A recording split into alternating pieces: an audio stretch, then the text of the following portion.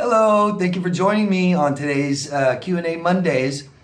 This is a question and answer video that I am answering everyone's questions that they asked in the last Q&A video last Monday. They went down in the comment section, asked me questions. Today I'm answering them. If you have any questions, please go down below in the comment section, ask me anything you want. I'll answer them next Monday, in the next Q&A Monday, every single Monday. I want to welcome new subscribers. Thank you for subscribing to the channel. Please ask questions. Knowledge will help you recover from this. We need to understand what happened so that we feel better about it. So please educate yourself, find out the truth, okay, and keep asking questions. Thank you. So every week I try to recommend something to you guys, something to watch, something to take, something to do, a person, whatever, and to help with your recovery from emotional abuse. And so today I already came up with something I was going to recommend, and then I came across a poem that Sarah left in the last Q&A comment section. And I thought it's so appropriate, and it just happens to totally apply to my recommendation. So I want to read it to you guys. I hope that you'll give a minute to listen to this. I think it's pretty good.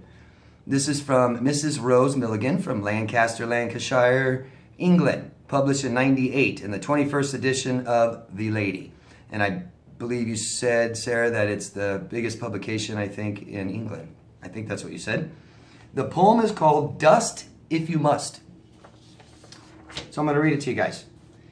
Dust if you must, but wouldn't it be better to paint a picture or write a letter, bake a cake or plant a seed, ponder the difference between want and need? Dust if you must, but there's not much time. With rivers to swim and mountains to climb, music to hear and books to read, friends to cherish and life to lead. Dust if you must, but the world is out there with the sun in your eyes and the wind in your hair. A flutter of snow, a shower of rain. This day will not come around again. Dust if you must, but bear in mind, old age will come, and it's not kind. And when you go, and go you must, you yourself will make more dust. I thought that totally applies to this because what happens with emotional abusive relationships, right? They're isolating. And afterwards, we isolate. It's the natural thing that we want to do, and it's the worst thing we can do. We need to start a life again. And we need to make life interesting so that we become interesting, so we meet interesting people, and more so that we share similar interests with people in our lives. So many of you, or all of you, dated somebody that's not similar to you, does not have the same interest, does not look at life in the world the same way.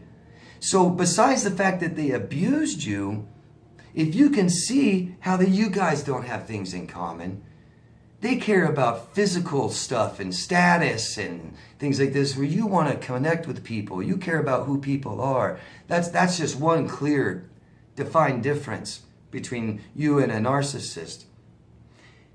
So after isolation and depression, we must have more relationships, more friends.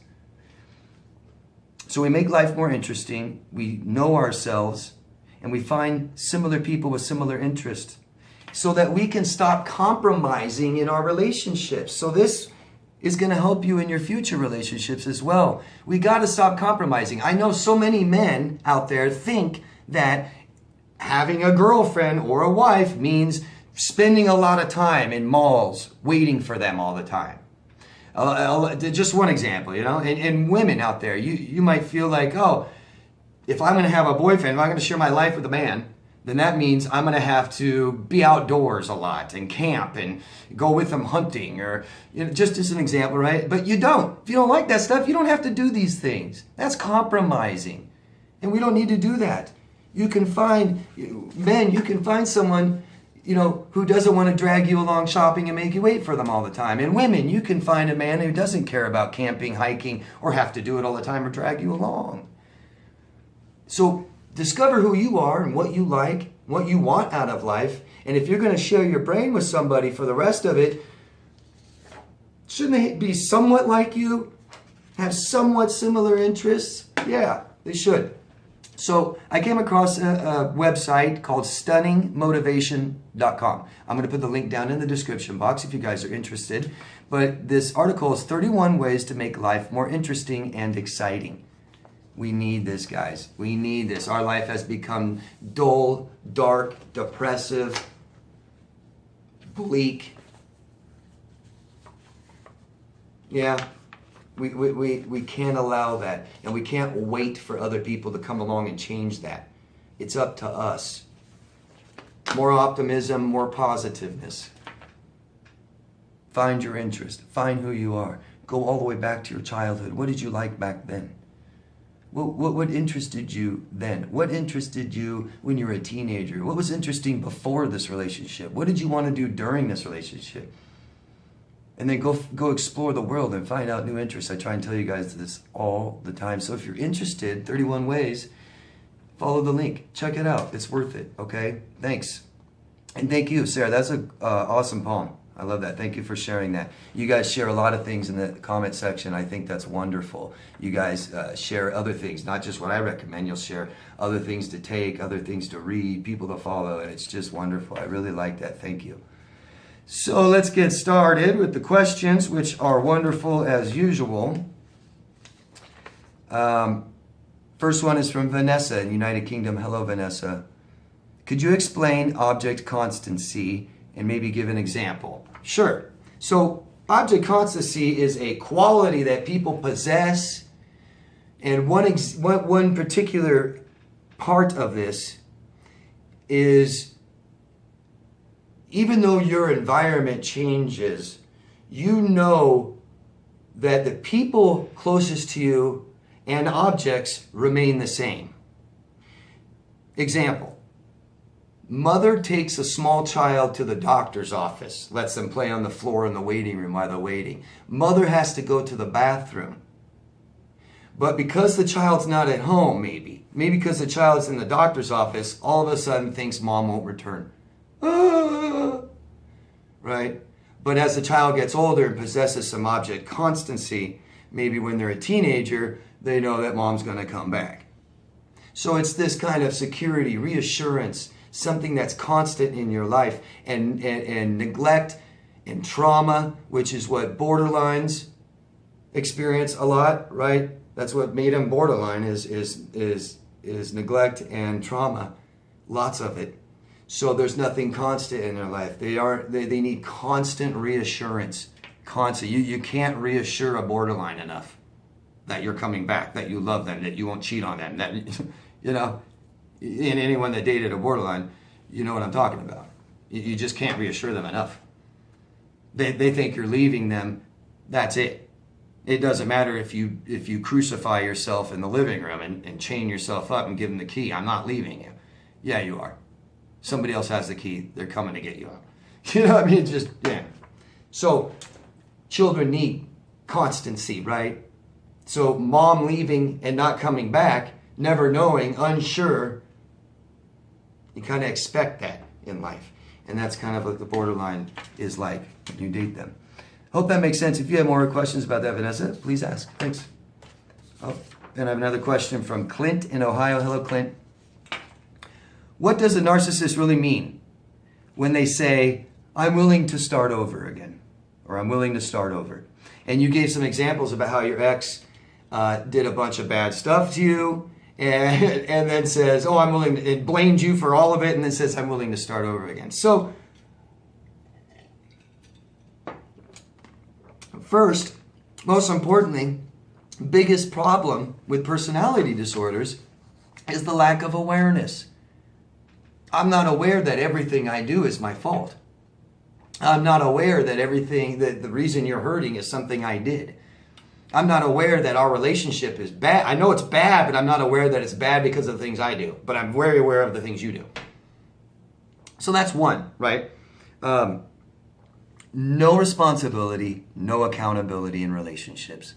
They take none, they've had none, and they will never assume any. It's the child.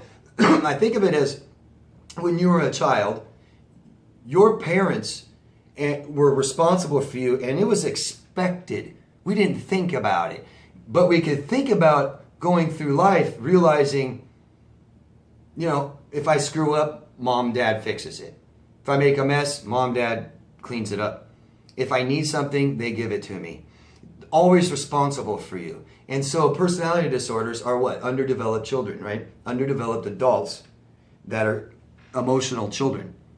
So a lot of these, you know, ways that children think, they still hold on to, right? Children are unaware of everything. They're not aware of anything, right? So they're not aware that you actually did that, and that whatever happens because of that is your fault. You have to take that responsibility. Hope that makes sense. I'm willing to start over. I know I abused the hell out of you and caused a lot of problems in your life, but let's just start over, right? Never being held accountable, never assuming any responsibility, totally unaware of what they did. And I'm not giving them an excuse. She might be more aware than I'm giving her credit for. And she knows that she did a lot of things that were wrong, but won't talk about them because of shame, right? Lots and lots of shame. Massive low self-esteem. Thinks they're bad, horrible people. So they can't address mistakes, bad things they've done, right? You have to be very stable to say, oh yeah, I did that. Yep, I did it. Won't do it again. They can't do that. Can't do that. I'm willing to start over again. I'm willing to begin abusing you all over again. How nice. Sandra from Melbourne, Australia. Hello, Sandra. I'm coming out of a 20-year marriage, and I had to get an intervention order. I'm sorry. So long, 20-year marriage, and it ended with an intervention order. I'm guessing, I've heard of these before, and it's kind of like, I think, what we call like a protective order or something like that. So you were afraid of your safety or your space, harassment or threats, danger, right? That's horrible. Amazing that a 20-year marriage ends this way. You know, isn't it? I'm sorry. I'm a mess when he messages me. How does he still have such a hold on me? Sandra, I'm sorry. Sandra, if he's your abuser and he caused trauma for 20 years, that's going to take a while to feel better about, to come out of, just to calm down, for our brains to not be on high alert all the time. Okay?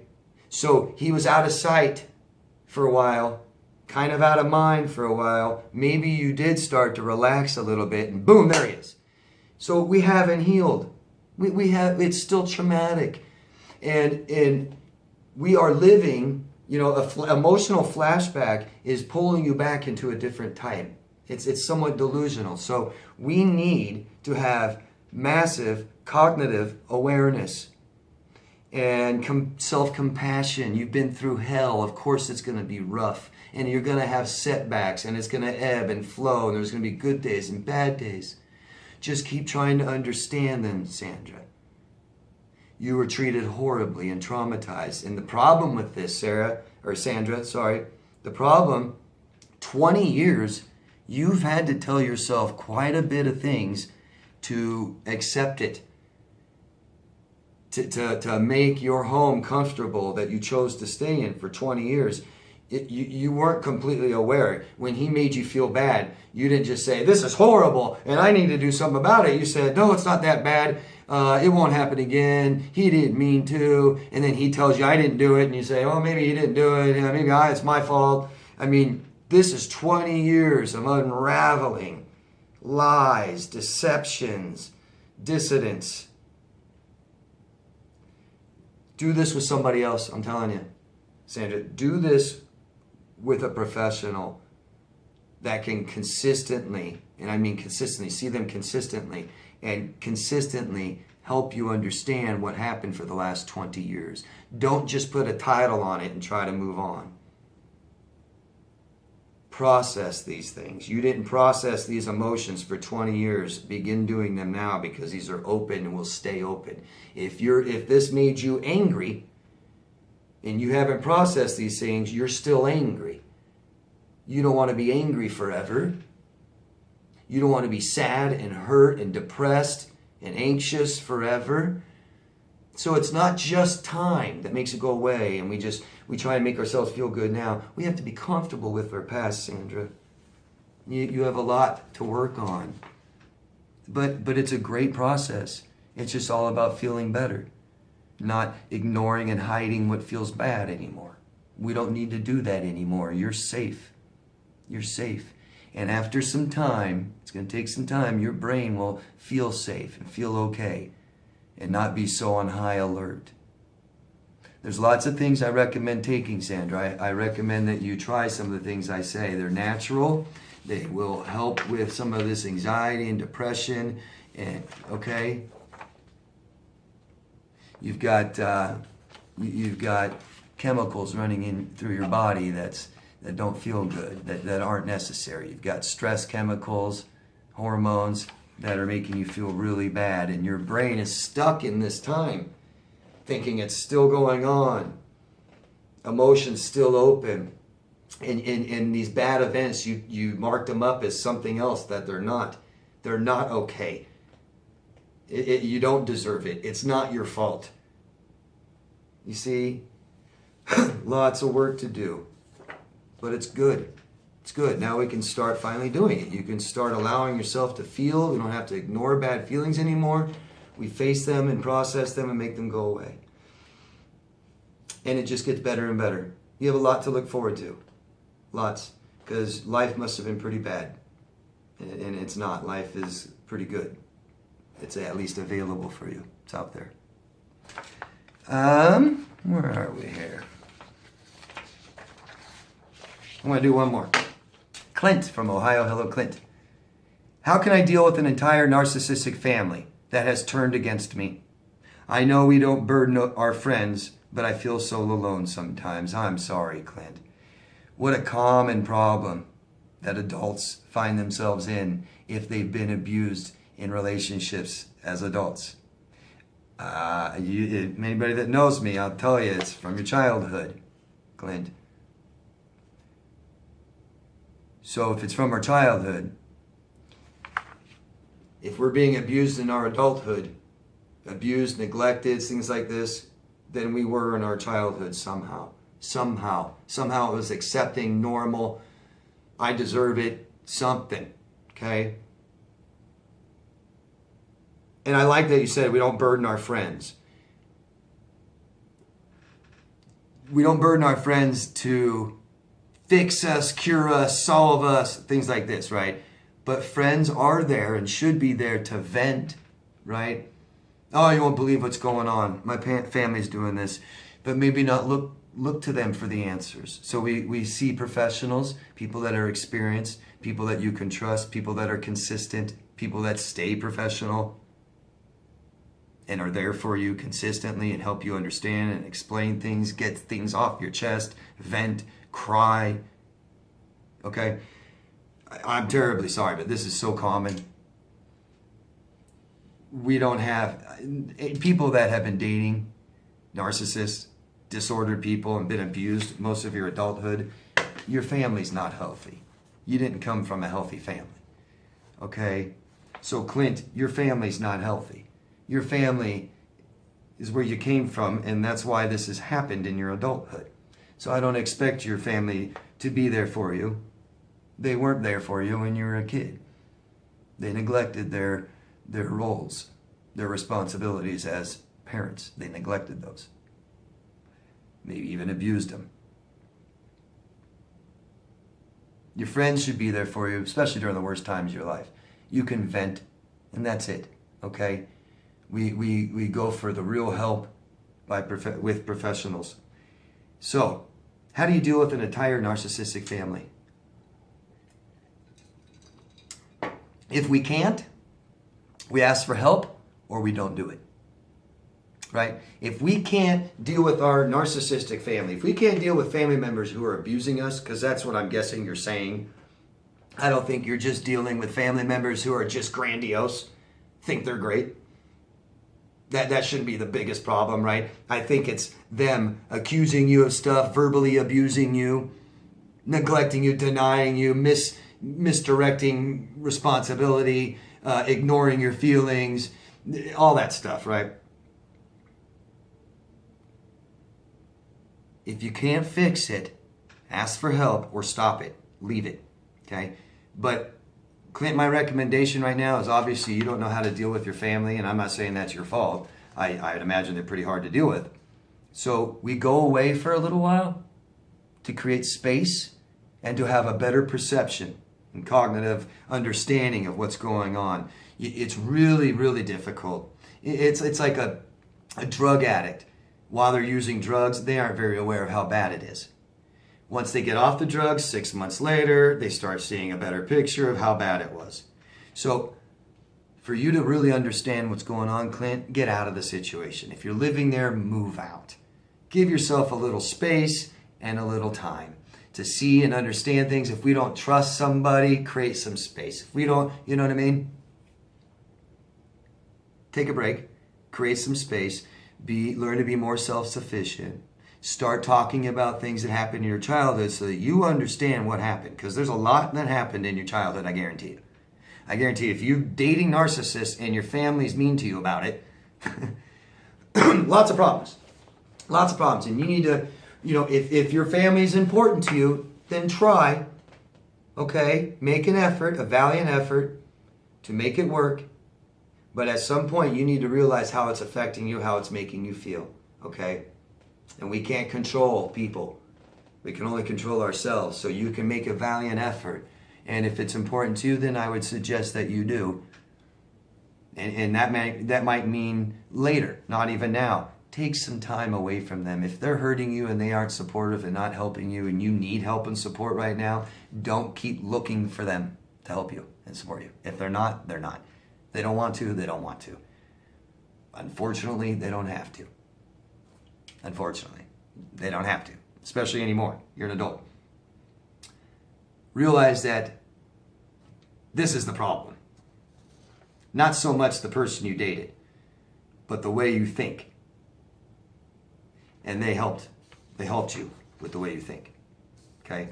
So they're probably a much bigger source than you may realize. Okay? Good luck. And I'm going to stop video number one here and continue video number 2 next, and that should be on in the next 30 minutes. Thank you all. Love yourself first. See you in part 2. Bye-bye.